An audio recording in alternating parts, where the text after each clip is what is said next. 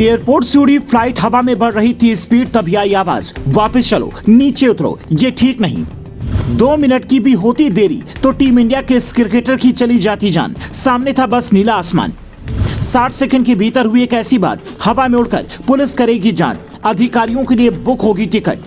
Flight number 6C5177 Tripura के Agartala airport से दिल्ली के लिए उड़ान भरती है। जैसे ही हवा में कुछ दूर ऊपर फ्लाइट पहुंचती है, उसकी स्पीड बढ़ने लगती है। पीछे से आवाज आती है, वापस चलो, नीचे उतरो, ये ठीक नहीं है। पायलट को लगा किसी ने हाईजैक तो नहीं कर लिया है। उसे कांधार हाईजैक की याद आ गई। तभी क्रू मेंबर ने बताया कि टीम इंडिया के दिग्गज खिलाड़ी के साथ बड़ी साजिश हुई है। पायलट आनंद फानन में फ्लाइट लैंड करवाने की परमिशन मांगता है। रनवे पर ही एम्बुलेंस आती है और खिलाड़ी को अस्पताल में भर्ती करवाया जाता है। उसके बाद जो पता चलता है वो टीम इंडिया के खिलाड़ियों की सुरक्षा पर बड़े सवाल खड़े करता है, जिसमें सबसे बड़ा सवाल ये है कि खिलाड़ी जिस सीट पर बैठता है क्या उसकी जाँच नहीं होती है।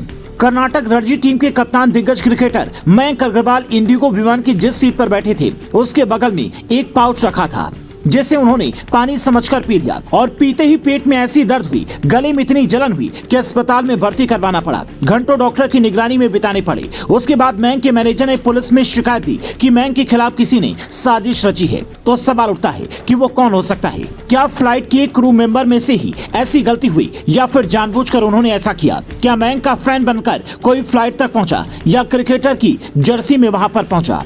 पानी जैसा जो पाउच था, उसके अंदर पानी के बजाय कुछ और किसने रखा? क्या मयंक के खिलाफ जिसने साजिश रची वो भी फ्लाइट में उस वक्त मौजूद था? ऐसे में कई सवाल के जवाब त्रिपुरा पुलिस को तलाशने होंगे और साथ ही टीम इंडिया की सुरक्षा में लगे अधिकारियों को भी अब और मुस्तैद होना होगा, क्योंकि किस खिलाड़ी का दुश्मन कौन है यह कहना मुश्किल है। मयंक की दुश्मनी वैसे तो किसी से नहीं है, फिर भी उनके पीछे कौन पड़ा है यह हर फैंस जानना चाहता है।